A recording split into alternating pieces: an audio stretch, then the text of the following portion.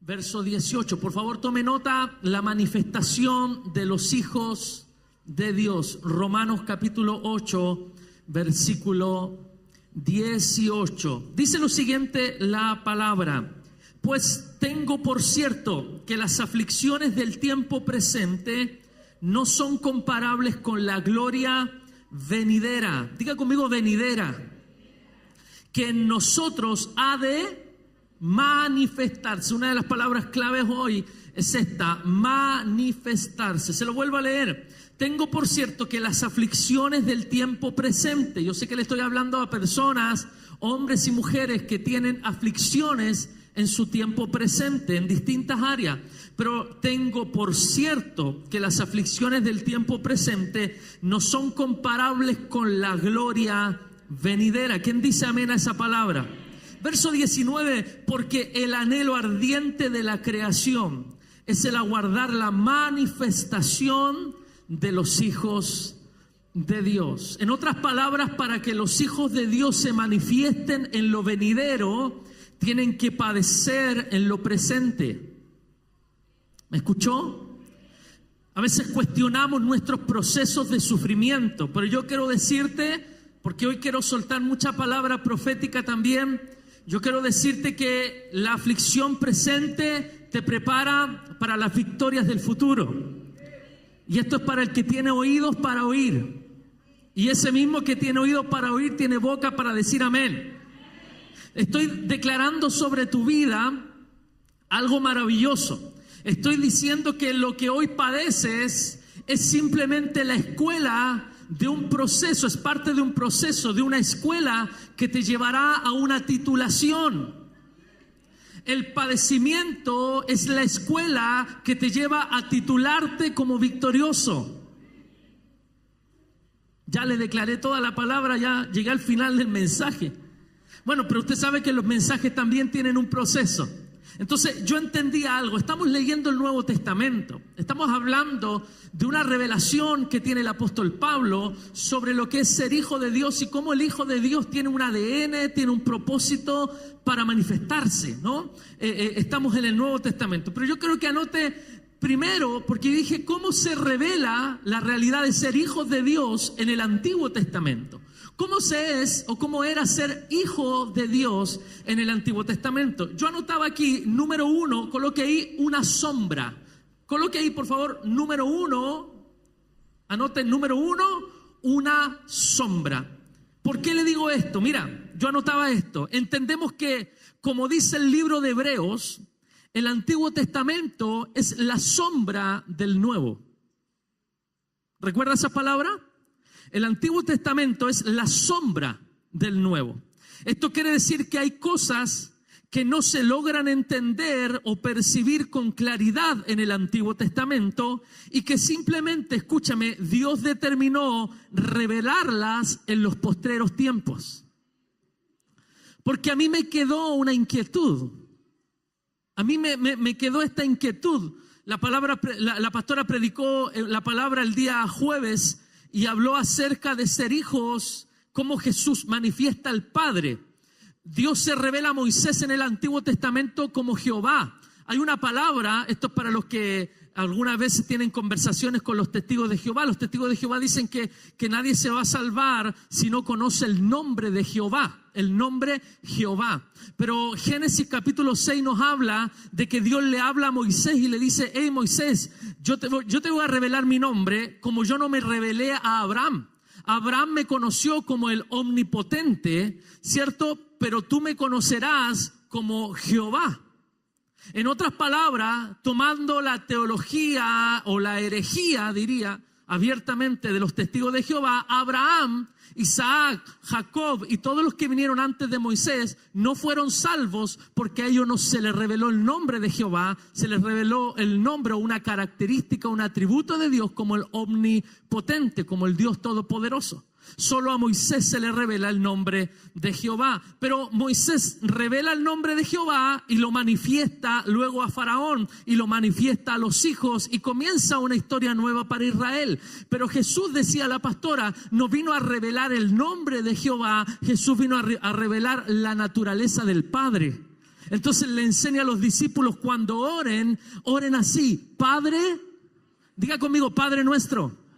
Porque esa es la realidad del creyente neotestamentario, del Nuevo Testamento. Somos nosotros. Entonces, a Moisés se le revela un nombre, pero a Jesús reveló la naturaleza misma del Padre. Esa es la razón por la que yo coloqué como número 1 una sombra. Porque cuando yo me puse a estudiar qué era ser hijo de Dios en el Antiguo Testamento, me encontré con una no muy grata sorpresa.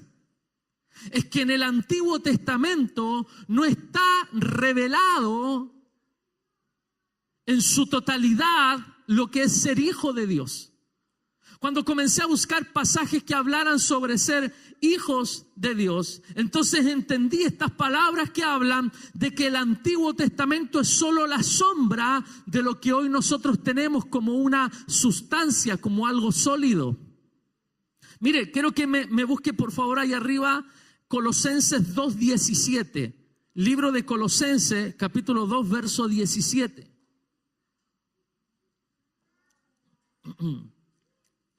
Mire lo que dice la palabra del Señor. Todo lo cual es ¿qué? Sombra de lo que ha de venir, pero el cuerpo es de Cristo. El autor, Pablo, está hablando de lo antiguo, está hablando de la ley y está diciendo que lo antiguo, que la ley era solo sombra de lo que ha de venir, pero el cuerpo, pero lo sólido es de Cristo. En otras palabras, nosotros no estamos parados bajo las sombras de la ley, nosotros estamos parados en la roca sólida que es Cristo. ¿Me está siguiendo? Libro de Hebreos capítulo 10 verso 1. Busque arriba por favor Hebreos capítulo 10 verso 1. Y mire lo que dice la palabra. Porque la ley teniendo ¿qué contenía la ley? La sombra de los bienes venideros. De los bienes venideros. Lo que leímos en pasaje, déjemelo ahí, lo que leímos en Romano, decía que las aflicciones del tiempo presente no se comparan con la gloria venidera. Diga conmigo, venidera. Y aquí está hablando que en el Antiguo Testamento, que en la ley, que tenía la ley la sombra de los bienes venideros. Los bienes que antiguamente estaban en sombra, hoy son bienes que están al alcance de los hijos de Dios.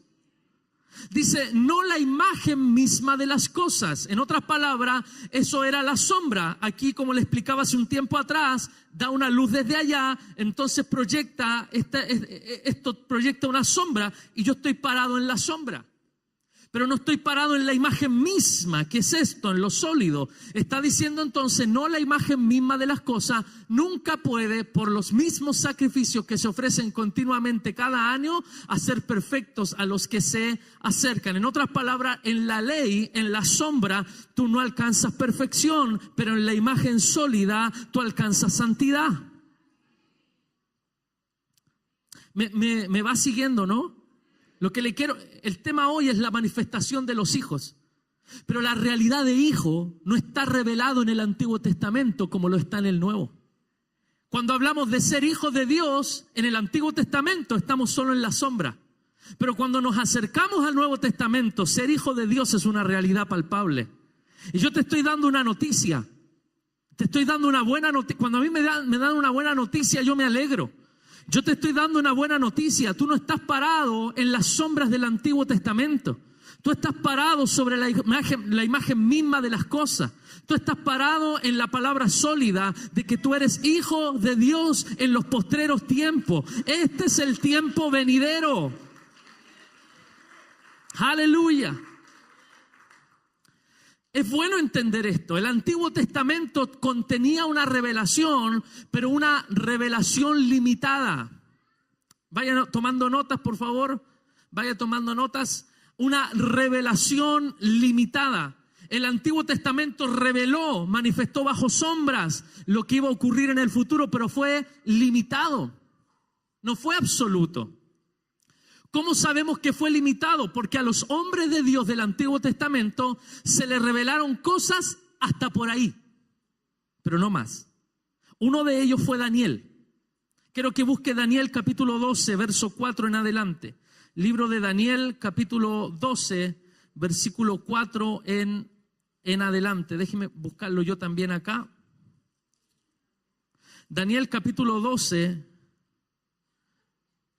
¿Cuál es el título? Los que tienen su Biblia ahí de papel es más fácil poder ver el título. Dice, el tiempo del fin. El tiempo del fin. El capítulo 12, Daniel escribe acerca de lo que se le reveló del final de los tiempos. Lo que se le reveló, ¿cuándo?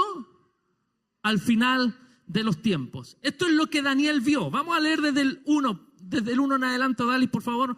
Dice, en aquel tiempo se levantará Miguel, el gran príncipe que está de parte de los hijos de tu pueblo, dice, y será tiempo de angustia, el cual nunca, desde que hubo gente hasta ahora, pero en aquel tiempo será libertado tu pueblo, todos los que se hallen escritos en él libro. Y muchos de los que duermen en el polvo de la tierra serán despertados, unos para vida eterna y otros para vergüenza y confusión perpetua. Está hablando del arrebato, está hablando de la segunda venida de Cristo.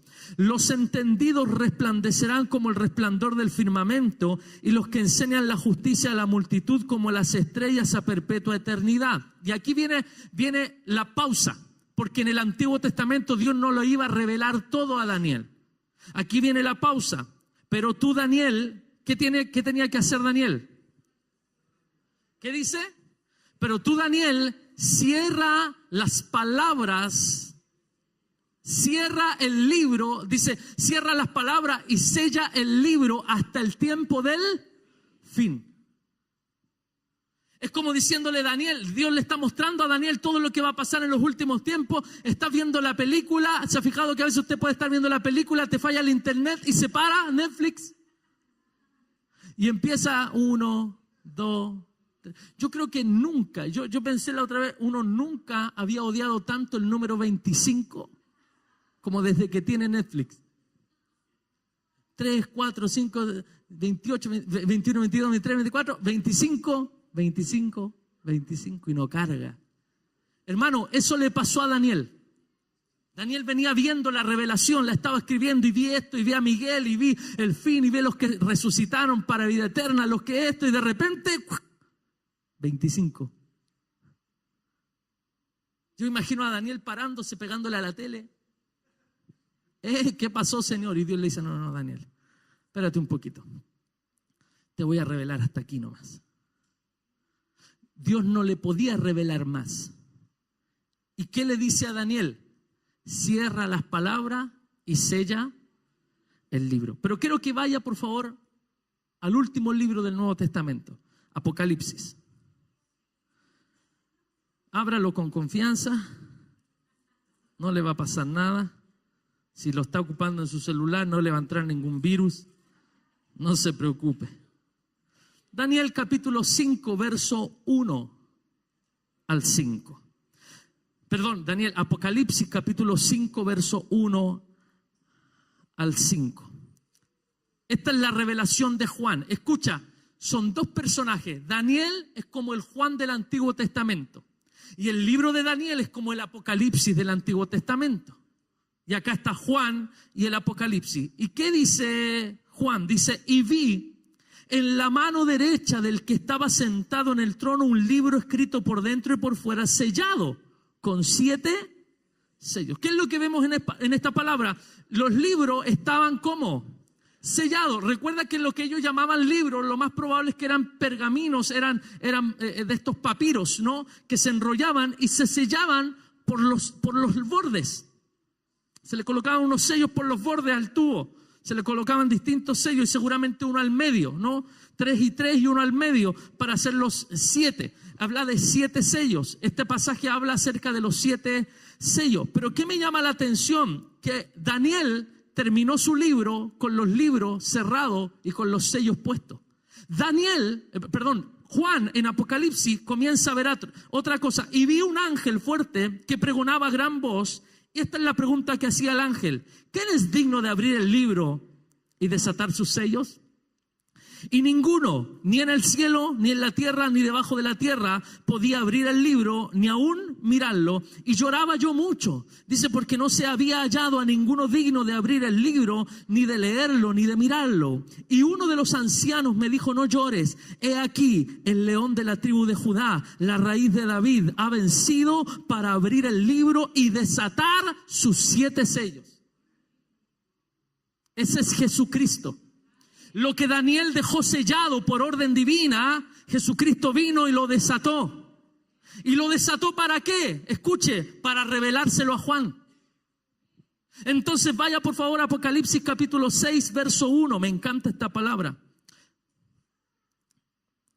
Bueno, usted busque Apocalipsis 6:1, yo le voy a leer Apocalipsis 5:9. Dice, y cantaban un nuevo cántico diciendo, digno eres de tomar el libro y de abrir sus sellos, porque tú fuiste inmolado y con tu sangre nos has redimido para Dios de todo linaje, lengua, pueblo y nación. Así que el único digno de abrir los libros era Jesucristo, pero los abre para revelárselos a Juan. Y mira lo que Juan comienza a ver, verso 1, capítulo 6, verso 1, dice la palabra, vi cuando el Cordero abrió uno de los sellos y oí a uno de los 4 seres vivientes decir como con voz de trueno, ven. Y yo estoy parado hoy frente a personas que tienen que tener, por una cuestión natural, la revelación de lo que es ser hijo de Dios. Porque ser hijo de Dios en el Antiguo Testamento estaba bajo sombra, pero en el Nuevo Testamento el ser hijo de Dios es una revelación para nosotros. Los sellos fueron abiertos. Juan vio cuando el Hijo de Dios, cuando el Cordero inmolado abrió el sello, y aquí habla de 7 sellos, y tú vas a estudiar el libro de Apocalipsis capítulo 6 y te vas a dar cuenta que el Hijo de Dios abrió los 7 sellos, porque ya no hay escasez de revelación. Todo lo que el Padre quería que supiéramos de Él, ya lo sabe. Pero la revelación no incluye, escucha lo que te estoy diciendo porque es una palabra rema para ti. La revelación no incluye solo lo que el Padre quiere que sepamos de Él. La revelación también incluye lo que el Padre quiere que tú sepas acerca de quién eres tú. No nos sirve de nada solo saber quién es Dios si yo no sé quién soy yo. Y cuando yo conozco quién es Dios, yo entiendo que soy hijo de Dios. Y no hay mayor relación que exista que ser hijo de Dios. Aleluya. ¿Cuántos hijos le dan un aplauso?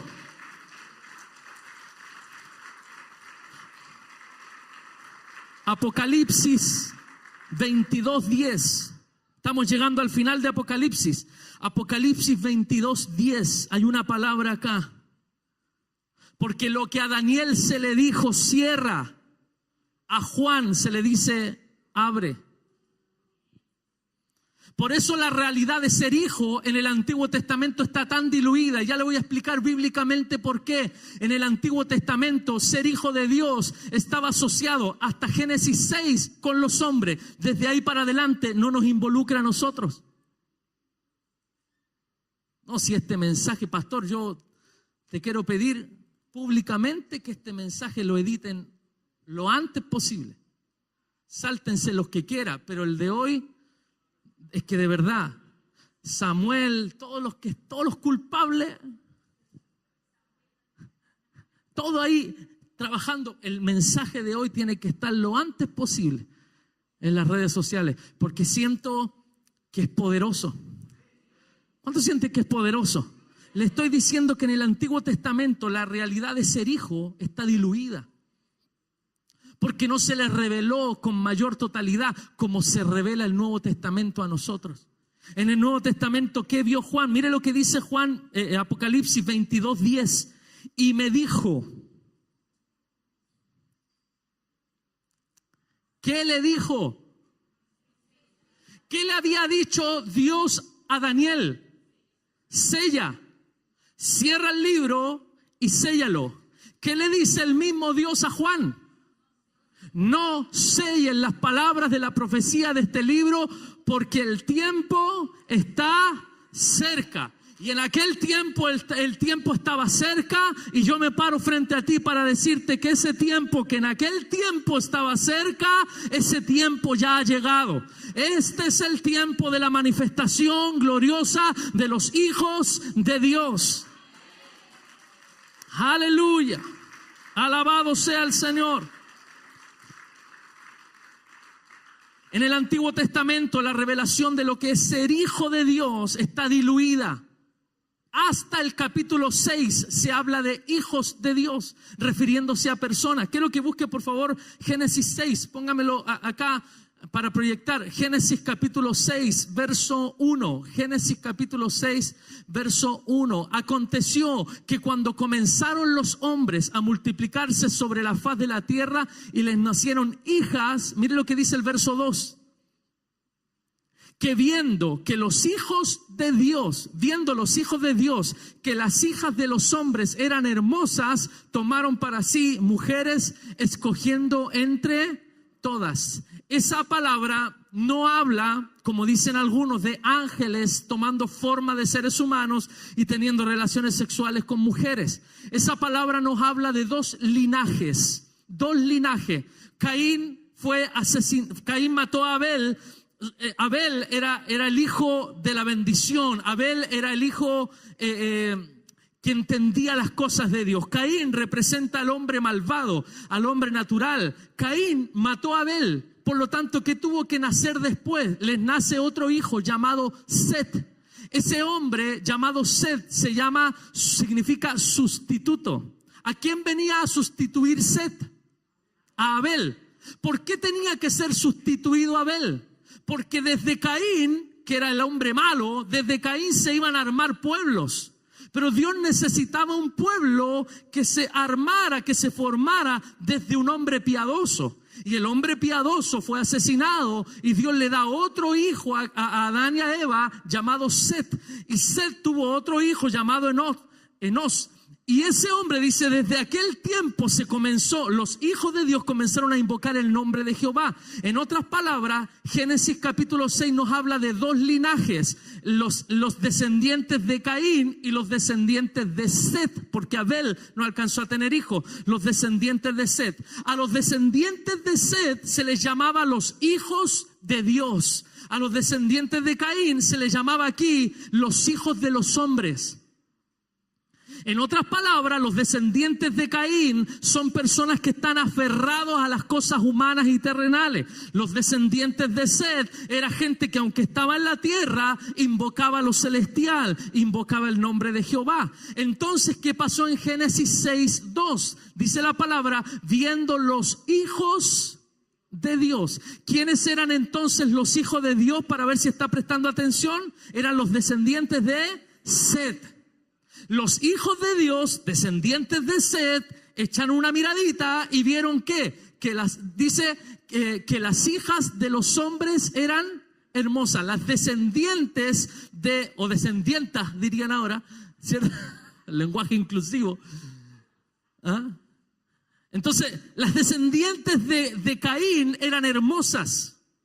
A lo mejor se presume que eran más sensuales. Entonces los hijos de Dios, cristiano, evangélico toda la vida, miraron a las hijas de los hombres y dijeron, wow, y cometieron pecado por unirse en yugo desigual que trajo tremendas consecuencias. Por ahí en el capítulo 6, un poco más adelante, es cuando la maldad de los hombres subió tanto que Dios quiso destruirlos y envió el diluvio.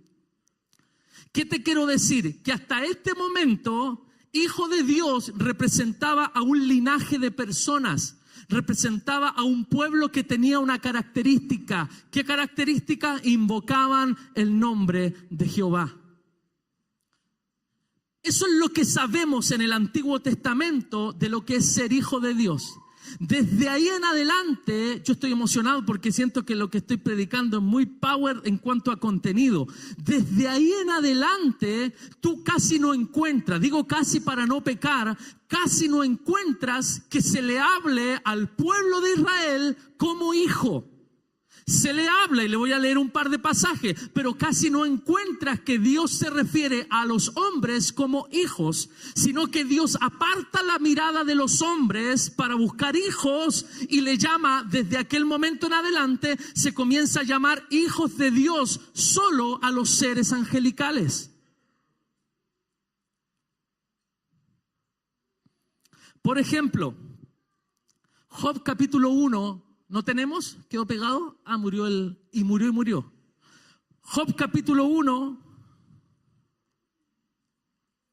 libro de Job, capítulo 1, verso 6. Mira lo que nos dice la palabra. Job capítulo 1, verso 6. Acá. Job capítulo 1, verso, igual me lo puede ir poniendo acá para ir leyéndolo yo, ¿ya? Porque va cambiando igual en la pantalla, en el monitor acá. Job capítulo 1, verso 6. Un día vinieron a presentarse delante de Jehová los hijos de Dios, entre los cuales vino también Satanás. ¿Qué está hablando Job? Job está hablando de una reunión celestial. Recuerda que Satanás es un ángel caído, Así que en aquel tiempo lo que vemos es que Satanás, como ángel caído, todavía tenía libertad para llegar delante del trono de Dios. Dice la palabra que, capítulo 1, verso 6, dice: un día vinieron a presentarse delante de Jehová los hijos de Dios, entre los cuales vino también Satanás. Fíjate cómo en este pasaje se hace alusión a los hijos de Dios, refiriéndose a ¿quiénes? Ángeles. Ya no se habla de hijos de Dios como personas, porque los hijos de Dios habían tomado a las hijas de los hombres y quedó la embarrada. Así que la palabra en el Antiguo Testamento revela también que hijo de Dios se le llamaba a los seres angelicales. En el capítulo 2, verso 1 del mismo libro de Job, Job capítulo 2, verso 1, nuevamente otra escena. Dice: aconteció que otro día vinieron los hijos de Dios para presentarse delante de Jehová, y Satanás vino también entre ellos, presentándose delante de Jehová. Así que nuevamente la palabra hijo de Dios está asociado a ángeles y no a personas. Salmo 89, verso 6. Salmo capítulo 89, versículo 6. Dice la palabra: porque ¿quién en los cielos se igualará a Jehová? ¿Quién será semejante a Jehová entre los hijos de los potentados? Entre los hijos de los potentados. Aquí hablan, la palabra literal, en este pasaje el literal dice entre los hijos de Dios. Pero está hablando de una escena que ocurre en el cielo. ¿Quién en los cielos se igualará a Jehová? ¿Quién será semejante a Jehová entre los hijos de Dios? Nuevamente se habla de hijos de Dios refiriéndose a seres angelicales. Y hay un pasaje que encontré en el libro de Jeremías capítulo 3 que por fin se habla de hijos de Dios refiriéndose a personas, refiriéndose a Israel. Pero mira lo que habla Dios en este caso con Israel. Jeremías capítulo 3, verso 19 al 22. Jeremías 3, 19 al 22. Yo preguntaba: ¿cómo os pondré por hijos y os daré la tierra deseable, la rica heredad de las naciones? Yo me preguntaba, dice Dios, ¿cómo los voy a poner de hijos? ¿Cómo os pondré por hijos y os daré la tierra deseable, la rica heredad de las naciones? Y dije, Dios dijo, aquí en la palabra: me llamaréis Padre mío y no os apartaréis de en pos de mí. Pero como la esposa infiel abandona a su compañero, así prevaricasteis contra mí, oh casa de Israel, dice Jehová. O sea, en otras palabras les está diciendo: ¿cómo los voy a tratar como hijos si ustedes se han portado tan mal conmigo? Fíjate que de las pocas palabras que se habla de ser hijo en el Antiguo Testamento respecto a los hombres, es una crítica. Verso 21, voz fue oída sobre las alturas, llanto de los ruegos de los hijos de Israel, porque han torcido su camino, de Jehová su Dios se han olvidado. Verso 22, dice ciertamente vanidad son los collados y el bullicio sobre los montes, ciertamente en Jehová nuestro Dios está la salvación de Israel. En el verso 22, decía, convertíos hijos rebeldes y sanaré vuestras rebeliones. He aquí nosotros venimos a ti, pero tú eres Jehová nuestro Dios. Convertíos hijos rebeldes. Le estoy queriendo decir que en el Antiguo Testamento el ser hijo de Dios era complicado. La revelación de ser hijo, Dios quedó cansado hasta Génesis 6, porque los hijos de Dios, que era el pueblo que él había apartado, buscaron a las hijas de los hombres, se mezclaron con lo mundano. Entonces Dios dijo, ya nada más, ya no les hablo de ser hijos. Entonces cada vez que Dios revela la palabra hijos en el Antiguo Testamento, en la mayoría de los casos no se refiere a personas, sino que está hablando de ángeles. A los ángeles se llamaban hijos. Es como Dios diciendo, quedé tan decepcionado con los hijos de la tierra, de los hijos de los hombres, con los hijos de Dios en la tierra, que ahora voy a poner mi mirada en los hijos de Dios, pero aquí en el cielo, en mis ángeles, en mis seres creados, mis seres perfectos. Y cuando Dios le habla a su pueblo, le dice, podría tratarlos como hijos, pero no lo voy a hacer, porque ¿cómo los voy a poner como hijos? Y después les habla igual como hijos. Es un Dios medio molesto con su pueblo, diciéndole, convertíos, hijos de Jehová, convertíos. Esa es la palabra del profeta, conviértanse. En el Antiguo Testamento lo único que hay es una sombra de reclamo con respecto al ser hijo de Dios. Pero escuche, usted tenía anotado número 1, anote ahora número 2, una revelación. Anote número 2, al ladito, una revelación. Anótelo así, una revelación. En el 1 anotó una sombra, acá anote una revelación. ¿Cuál es la revelación que trae el Nuevo Testamento? Es tremendo. Juan capítulo 1, ya no tengo el monitor así que Juan capítulo 1, versículo 12 o 11. El 11 para entender el 12. Le dije que Dios le habla a Israel como hijos, pero un poquito molesto. Conviértanse. ¿Cómo los voy a poner como hijos sobre la heredad si se han portado tan mal? Así que Dios habla de hijos con respecto a los ángeles, un poquito molesto. Pero en el Nuevo Testamento, mira lo que dice Juan 1:11. A los suyos vino y los suyos no le recibieron. Su pueblo, Israel, no le recibió. Los que él había querido tratar como hijos, los que le había dicho, hijos, conviértanse, no los que le recibieron. Entonces, ¿qué hace Dios? Dice, más a todos los que le recibieron y a los que creen en su nombre. Yo le quiero preguntar, ¿cuántos de los que están aquí le recibieron y creen en su nombre? Y dice la palabra que todos los que le recibieron y a todos los que creen en su nombre les dio potestad de ser hechos hijos de Dios. Lo que en el Antiguo Testamento no se pudo hacer, Cristo lo establece en el Nuevo Testamento. Porque ellos le rechazaron, pero tú le recibiste. Y por cuanto tú le recibiste, te ha dado el derecho legal de ser llamado hijo de Dios. Hay una versión, la versión PDT, palabra de Dios para todos. PDT, palabra de Dios para todos. En el mismo verso 12 dice, pero a los que lo aceptaron y creyeron en él, les dio el derecho de ser hijos de Dios. Así que en el Nuevo Testamento ya no se habla de hijo de Dios refiriéndose a los seres en los cielos. A través de la iglesia, Dios vuelve a restablecer su relación con hijos humanos. A través de tu vida, Dios vuelve a poner expectativa en las naciones. A través de tu conversión, Dios comienza a mirar a toda tu familia como potenciales hijos. Porque Dios comienza a levantar un nuevo pueblo que se llama iglesia. Mire lo que dice, vamos a Romanos. Mientras no se para el reloj del tiempo, estamos todo bien. Se han borrado todas las pantallas. Todavía nos queda la del tiempo. Romanos capítulo 8, verso 14. Qué bueno que en el Nuevo Testamento podemos ser hijos de Dios.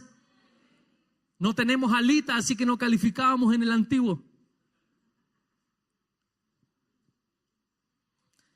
Pero mira lo que dice Romanos 8:14. Porque todos los que son guiados por el Espíritu de Dios, estos son hijos de Dios. Cuando nosotros organizamos el retiro, cuando pensamos en las generaciones de los pequeños que los mandamos de retiro para tener un encuentro con el Señor, lo que estamos haciendo en ellos es fortalecer su identidad de hijos. Porque recordaba un párrafo, hay un muchacho que me escribía, dos personas me escribían que habían comprado mi libro en Vida Libros, ahí en San Diego, y uno me escribía, me decía, pastor, me faltan poquito por terminar de leerlo. Cuando él lo termina de leer, publica. Yo compartí la publicación ayer. Él termina de leer el libro y publica una foto con el libro y lo recomienda. Pero me llamó la atención en algo que no había visto. El muchacho sacó una foto del libro, pero le sacó una foto a una frase que él subrayó. Y yo no la tengo literal esa frase, pero esa frase habla de que Dios, antes de darte primero autoridad, antes de darte poder, lo primero que Dios te da es imagen. Y yo pensaba, Señor, pero es que esa frase me cae de cajón para el mensaje de hoy. Porque en el Nuevo Testamento Dios le da a sus hijos imagen. Lo primero que Dios te da es imagen. Y cuando yo leí esa frase, estaba en la casa y me puse a pensar en algo. Y mira, esto me mostró el Señor. Te lo digo así, en poquito tiempo, en 1 minuto, en 2 minutos, Dios me mostró esto. ¿Por qué? Porque el poder es algo que tú lo puedes usar. El poder es algo que tú puedes usarlo en un momento y después puedes dejar de usarlo. La autoridad es algo de lo cual tú puedes echar mano en un momento y luego puede que no la necesites, pero tú siempre necesitas la imagen de Dios en ti para manifestar lo que tú eres como hijo. ¿Por qué? Porque imagen te da identidad. Imagen te da identidad. Y si alguien que no tiene identidad tiene poder y autoridad, es un peligro, es un mono con navaja. Alguien que no tiene identidad pero tiene autoridad y tiene poder, es un mono con navaja, es peligroso. Pero cuando un hijo de Dios tiene poder y autoridad, es una bomba nuclear contra las tinieblas. Es un dunamis. Así que lo que Dios quiere darte hoy, más que poder y autoridad, hoy Dios quiere recordarnos que en el Antiguo Testamento Dios se decepcionó de los hombres que se llamaban hijos de Dios. Y Dios tuvo que poner su mirada en el cielo y empezar a tratar de hijos de Dios a sus propias criaturas. Pero en el Nuevo Testamento, a través de Cristo, es restaurada en el hombre la imagen de Dios. Dios vuelve a mirar a un grupo de personas, de hombres imperfectos, a veces incapaces, llenos de errores, hombres y mujeres llenos de errores, llenos de pecado, pero un día nos salvó, un día se reveló a nosotros. A ver si se está preparando para decir amén. Un día se reveló a nosotros, nos presentaron la palabra, creímos, le aceptamos. Cuando le aceptamos, Él fue y nos inscribió como hijo, nos selló como hijo, nos dio de su espíritu para que su espíritu dirija a los que son hijos de Dios. Por eso el libro de Romanos dice que los que son hijos de Dios son guiados por el Espíritu de Dios. Escuche, no me diga que yo no se lo dije. No me diga que yo no se lo dije. Cuando usted comete un error, no me diga que yo no se lo advertí, porque puede que en algún momento yo no se lo haya advertido o no lo haya visto, pero hay uno, el Espíritu Santo, que en algún momento te dio convicción en el corazón de hacer lo que era correcto y de no hacer lo que era incorrecto. Y la característica del Hijo de Dios no es que es guiado por su pastor. El Hijo de Dios, la palabra hijo, no necesita un pastor. El siervo, la oveja necesita pastor. El hijo necesita un padre. Nosotros somos ovejas, pero también somos hijos. Somos ovejas y tenemos pastor, pero somos hijos y tenemos a un padre. Y ese padre nos da de su espíritu para dirigirnos, para gobernarnos. Me gusta la versión esta, dice: los hijos de Dios se dejan guiar por el Espíritu de Dios. Puede decirle al que está a su lado: déjate guiar, dígale.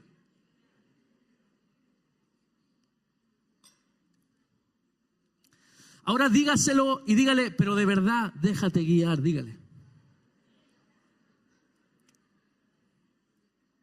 ¿Sabe por qué nos debemos dejar guiar?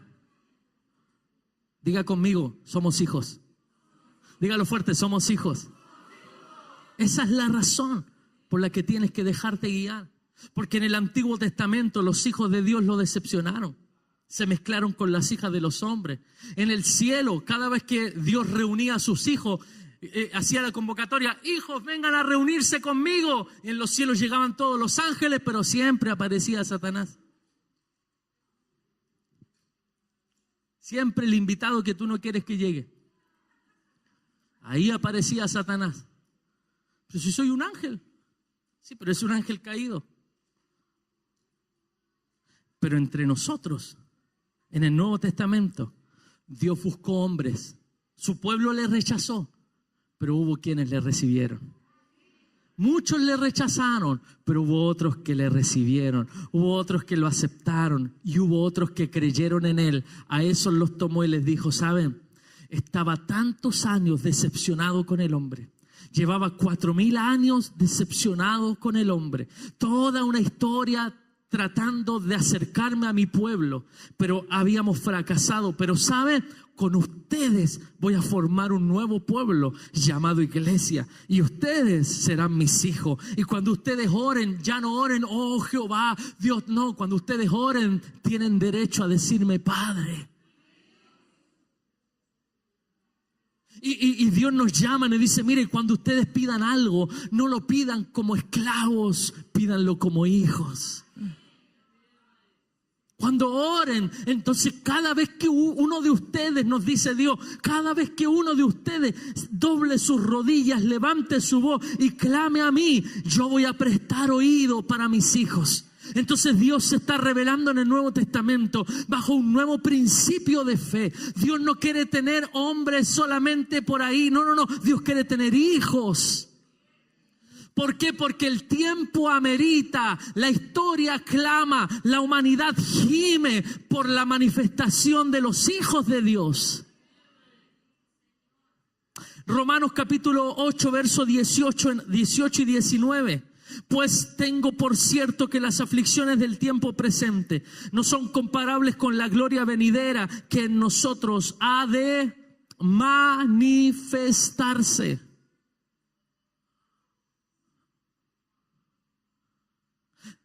Uno de mis hijos, el Dani, cada vez que comemos, no sé, una hamburguesa con arroz o algo con hamburguesa con puré y con ensalada, el Daniel se suele comer, no siempre, pero se suele comer el puré, la ensalada y deja la hamburguesa peladita al final.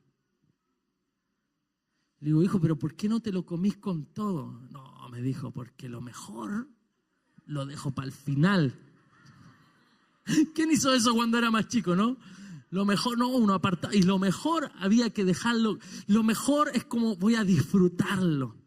Yo quiero decirte que en toda la historia Dios se decepcionó de los pueblos.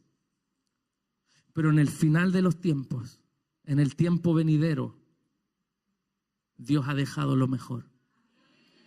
¿Sabe quiénes son los mejores?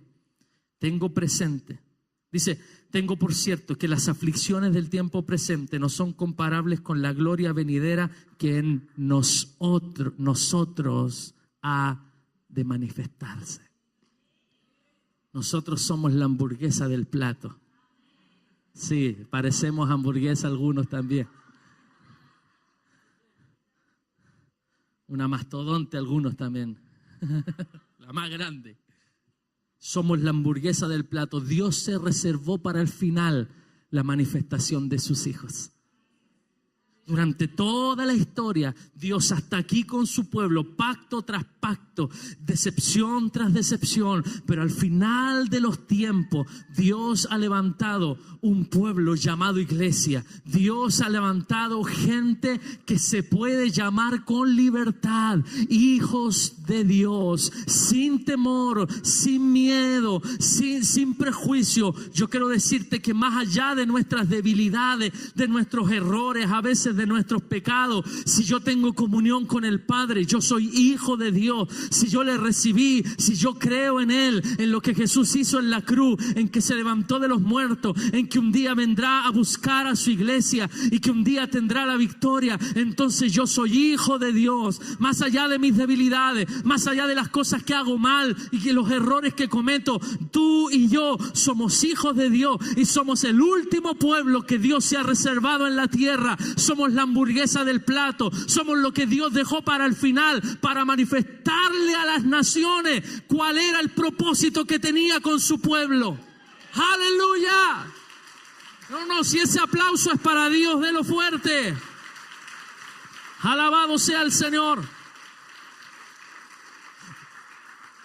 Verso 19. Porque el anhelo ardiente de la creación es el aguardar la manifestación de los hijos de Dios. La creación, la naturaleza, el cosmos, todo lo que existe está a la espera de que tú y yo nos manifestemos. Por eso nos sirve ser un hijo de Dios encubierto. Nosotros tenemos que ser hijos de Dios manifestados. Porque yo sigo siendo un amante de este libro. También lo tengo en mi iPad, lo tengo en mi celular, pero yo sigo siendo amante del libro. Porque antiguamente, para andar con esto, no había que tener vergüenza. Porque para tener la Biblia en tu celular, tú no tienes que ponerte colorado, no tienes que sonrojarte. Pero antiguamente, el cristiano que andaba con Biblia, había que andar con esta Biblia bajo el brazo. Todo el mundo tenía que saber, ese es canuto. Hoy en día, los canutos podemos pasar piola. Porque tenemos en nuestro celular las cosas. No estoy criticando eso, yo lo uso. Es una herramienta de bendición. Pero ¿qué te quiero decir? Que antiguamente nuestros padres no tuvieron temores de manifestar lo que era ser hijo de Dios. Nuestros padres que caminaban en las calles, nuestros padres que los agarraban a piedrazos, nuestros padres que salía la vecina y les regaba afuera y los mojaba para que no se pararan ahí para el punto de predicación, porque no quería escuchar a los canutos cantándole mientras estaban viendo el partido el domingo en la tarde. Las generaciones anteriores de nuestros padres fueron hombres y mujeres que no tuvieron temor en decir, yo soy canuto. Hoy en día hay una generación que a lo mejor está un poquito más infiltrada y a veces en la oficina nadie sabe que eres cristiano. A veces en la empresa, llevas 10 años en la empresa, nadie sabe que eres cristiano. Entran a un restaurante, nadie sabe que eres cristiano. Veía el testimonio de un pastor que decía que estaba no sé en qué lugar en Estados Unidos y dice que a mediodía va llegando al estacionamiento del supermercado con el carrito para echar las cosas y de repente va llegando a mediodía y ve que en el carro, en el auto de al lado había un hombre que sacó de su auto, levanta y saca de su auto una alfombra, una pequeña alfombra, y la desenrolla. Se arrodilla y se inclina. Dice que se inclinaba así, en el estacionamiento de Walmart en Estados Unidos. A las 12 del día. Era un musulmán que a las 12 del día tenía que orar. Y no importa el lugar donde los pille, andan con su alfombrita, la tiran al piso en dirección a su ciudad sagrada, ¡pum!, y oran. Y a nosotros nos cuesta dar gracias a Dios por los alimentos cuando vamos a comer a un lugar público. El mundo está pidiendo que te manifiestes como hijo. La sociedad necesita de creyentes que no les dé vergüenza orar en público. Cuando vamos a dejar gente al aeropuerto, cuando vamos a dejar gente al terminal, ¿sabe lo que hacemos? En el lugar donde estemos, mi esposa, yo, mis hijos, los pastores, oramos en público. Hacemos un círculo, la gente piensa estos van a hacer una arenga. No. Nos juntamos en círculo en el aeropuerto, en el terminal, donde quiera que estemos, y nosotros invocamos el nombre del Señor por una razón, porque nosotros somos hijos y el mundo pide que los hijos de Dios se manifiesten. El mundo gime, el mundo clama, toda la creación está esperando que algo de lo que tú tienes dentro les caiga a ellos.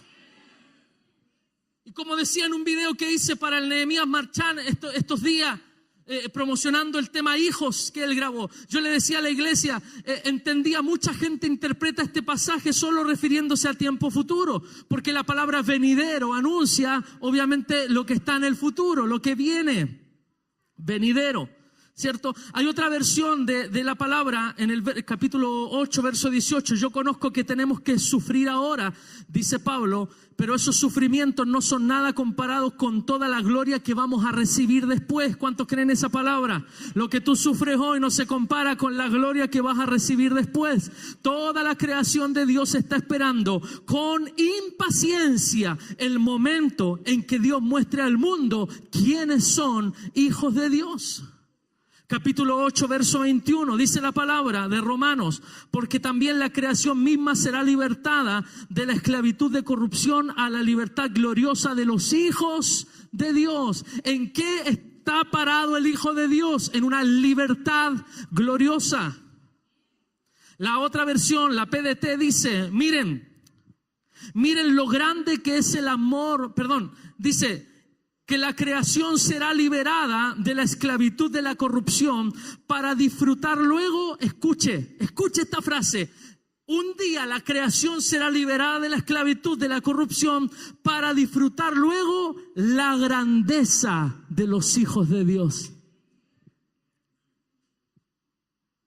Porque hasta ahora los hijos de Dios no han sido hijos de grandeza. Yo quiero que usted sepa una cosa. Se lo decía la semana pasada, pero quiero que lo sepa. Yo estoy orando para salir de aquí. Y hoy día oraba y nuevamente le decía, Señor, yo te pido un lugar. Mínimo 2,000 metros cuadrados. Señor, yo te pido un lugar mínimo 2,000 metros cuadrados. Mínimo.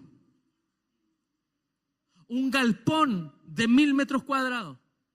Solo el galpón, 1,000 metros cuadrados. Y los otros 1,000 metros cuadrados, estacionamiento.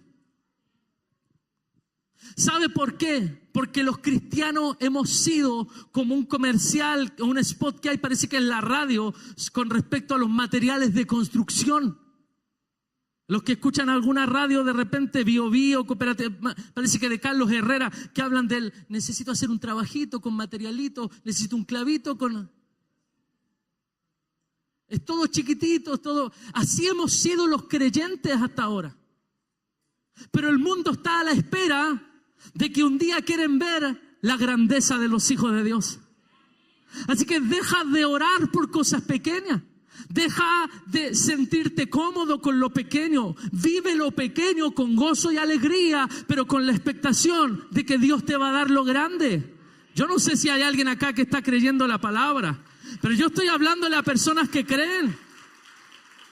Mientras estés en lo pequeño, entonces deleítate. Mientras estés en lo pequeño, bendice al Señor, sirve al Señor. Pastor, estoy sin auto. Usted sin auto, sirva al Señor. Pastor, mi casa es pequeñita. Usted en su casa, honra al Señor. Viva contento con lo que tiene ahora, pero también llénese de expectativa de lo venidero, porque en lo venidero se manifestará la grandeza de los hijos de Dios. Algo tremendo viene para el Templo Chile. Yo lo voy a creer. Y yo no sé si usted me va a seguir, yo no sé si usted va a creer conmigo, pero yo creo que en este lugar ya hicimos todo lo que teníamos que hacer. Dios tiene un lugar para nosotros. Así que vaya comprándose su autito, porque habrá un estacionamiento para usted. Escuche, lo vamos a hacer, y yo entiendo por qué. Porque a través de la grandeza el mundo será alcanzado. Porque con una iglesia para 250 personas podemos hacer cosas que se pueden hacer con 250 personas. Pero una iglesia para 800 personas, una iglesia para 1000 personas, la influencia de esa iglesia en la sociedad llega a ser mucho mayor. Y a través de esa grandeza, el mundo conoce la grandeza de los hijos de Dios. Voy a ir terminando. Primera de Juan, capítulo 3. Me llama la atención, me incomoda la palabra venidero. Venidero, como que todo es para el final siempre. Es como, oh, faltan tantos años. Falta tanto, Señor. Pero mire lo que nos habla Juan. Primera de Juan, capítulo 3. Versículo 1. Mirad cuál amor nos ha dado el Padre para que seamos llamados hijos de Dios. Mirad cuál amor nos ha dado al Padre para que seamos llamados hijos de Dios. Por esto el mundo no nos conoce, porque no le conoció a Él. Verso 2. Amados, ahora somos hijos de Dios.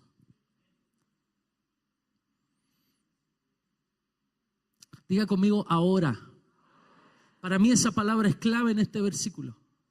Amados, ahora somos hijos de Dios, y aún no se ha manifestado lo que hemos de ser. Bueno, ¿somos o no somos? Somos, pero aún no se ha manifestado lo que hemos de ser, pero sabemos que cuando Él se manifieste, seremos semejantes a Él, porque le veremos tal como Él es. Esto me habla de un camino. Esto me habla de que yo no voy a ser en el final hijo de Dios, sino que yo soy hoy, o mejor dicho, ahora. ¿Cuándo? Ahora. Ahora somos, ¿qué?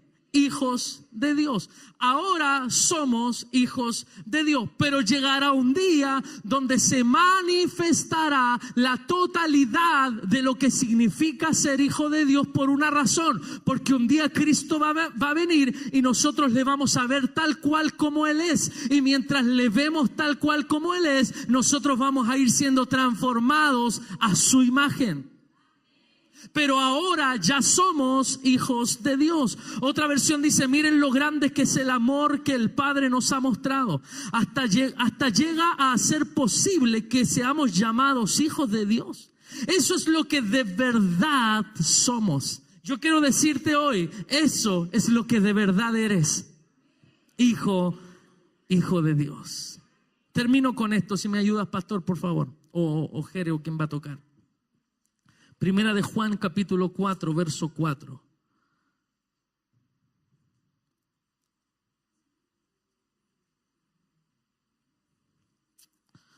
Habla de la oposición que van a sufrir los hijos. El ataque que van a sufrir los hijos. Porque yo quiero decirte que ser hijo no te exime de ataques. Pastor Fernando nos enseñaba el otro día que fuimos a hablar con él en su oficina. Nos hablaba de las maquinaciones. Y una maquinación era, amor, un pensamiento bien planificado, ¿no? Una obra bien planificada, bien pensada. Un ataque bien planificado. Una maquinación es un ataque bien planificado. Y la Biblia nos habla a nosotros, hijos, no quiero que ignoréis acerca de las maquinaciones del diablo. Porque ser hijo de Dios involucra que también el diablo está planeando de manera articulada cómo destruirnos. Pero yo quiero darte esta palabra hoy. Yo quiero invitarle que se ponga de pie, por favor. ¿Sabe por qué? Porque quiero que te quedes con esta palabra. Quiero que te quedes con esta palabra. Porque en el Antiguo Testamento ser hijo de Dios estaba diluido. En el Nuevo Testamento el ser hijo de Dios ha sido exaltado. Quiero pedirte que cierres tus ojos un momento. Si hay alguien que tenga la actitud profética de levantar sus manos como recibiendo algo. yo quiero darte esta palabra. Así lo escribe Juan. Cierra tus ojos. Cierre sus ojos para que se concentre. Hijitos, vosotros sois de Dios. Y hablando de aquellos que te persiguen, dice: vosotros sois de Dios y los habéis vencido. ¿Cuántos están recibiendo esto? Mira, ya hay tres palabras, tres frases. Primero, hijitos. Qué ternura que usa Juan para escribirle a la iglesia. En el Antiguo Testamento hubiese sido imposible tratar al pueblo de Dios como hijitos, pero en la gracia Dios nos trata como hijitos. Hijitos, vosotros sois de Dios y los habéis vencido, porque mayor es el que está en vosotros que el que está en el mundo. Por favor, con sus manos levantadas al cielo, escuche lo que le voy a decir. No abra sus ojos. Yo sé que no es fácil ser hijo en este mundo. Yo sé que el mundo se te va encima, los pequeños, los muchachos. Yo sé que el mundo se te abalanza. Yo sé que el mundo es como que ruge como león frente a nosotros. Yo sé que cuando llegas a tu trabajo y están tus compañeros echando tallas en doble sentido, no participar de eso pareciera que es difícil. Cuando se pagan a fin de mes y a la salida del trabajo, todos se van a meter a un café con piernas, todos van a gastar su dinero con mujeres y te invitan. El mundo te está rugiendo en la cara. Cuando en el colegio preguntan: ¿hay alguien aquí canuto? Y lo dicen con tono de ironía y pareciera que es imposible no sentir esa vergüenza propia. Pero yo estoy parado aquí para recordarte que aunque en el Antiguo Testamento los seres humanos fracasaron en su rol de hijo, Dios se ha provisto de tu vida para formar un pueblo. Dios te ha conectado con personas llamados hijos. Es mejor, me voy a corregir, llamado hijitos. Es que tú eres el hijito de Dios. Y no importa si tu figura paterna ha sido una mala figura paterna. No importa si tuviste un padre que te abandonó o que abusó de ti o que no te cuidó como debía cuidarte. Yo quiero decirte que un día, cuando tu padre y tu madre te dejaron, con todo Jehová te recogió y te habló y te miró a la cara y te dijo: yo te voy a tratar de hijito y te voy a inscribir como mío y te voy a dar mi naturaleza y mi esencia y mi imagen para que disfrutes esa realidad. Y vendrá el enemigo y se burlará de ti en la cara, te dirá. Así Dios te habla, te dice: y vendrá el enemigo y se va a burlar en la cara. Pero ¿sabes por qué el enemigo se burla de los hijos de Dios? Porque las puertas del cielo le fueron cerradas. Porque antiguamente él estuvo en la gloria de Dios y fue expulsado. Así que el enemigo sabe lo que es haber sido hijo y ya no serlo. Y se propuso atacar a los hijos de Dios. Y Dios te toma y te dice: vosotros sois míos, ustedes me pertenecen y ustedes ya han vencido al mundo, porque mayor es el que está contigo que el que está en el mundo. Hay hermanos aquí que sus jefes los han humillado y te humillan por el estatus que ellos tienen. Yo quiero decirte que con todo el dinero que ellos puedan tener y con todo el estatus que ellos puedan tener y con la casa que tienen y la casa en la playa que tienen y el lugar donde viven, con todo eso no son hijos. Y aunque no nos deleitamos en que no lo sean, sí nos deleitamos en que nosotros sí lo somos. Aleluya. Porque la naturaleza y la creación misma está esperando que algo que está dentro de ti les caiga a ellos. Por eso tú volverás hoy a tu casa. Por eso volverás esta semana a tu trabajo. y ya no pasarás desapercibido, sino que yo le estoy profetizando a algunos acá que esta semana van a tomar a su jefe con el cual has trabajado toda una vida y le vas a decir: jefe, te quiero contar algo que nunca te había dicho. Yo soy cristiano, yo los días domingo aparto para congregarme, y este domingo mi pastor habló algo tan impactante que me recordó lo que yo soy, y yo quiero decirte que si Dios lo hizo conmigo, jefe, usted tiene mucha plata, jefe, usted tiene todo lo que yo quisiera, pero también tú necesitas algo que yo tengo. Si Dios lo hizo conmigo, Dios lo va a hacer contigo también. Aleluya. Hay personas aquí que van a tomar a sus compañeros de colegio esta semana. Hay muchachos que van a hablarle a sus compañeros de colegio, con el cual caminas hacia tu casa, con el cual caminas hacia la micro, hacia el metro. Nunca le has hablado de Dios, has sido condescendiente con él, has tratado de establecer amistad, pero Dios me dice: esta semana te vas a manifestar, esta semana el mundo sabrá quién eres. Alguien dice amén a eso. Esta semana el mundo sabrá quién eres.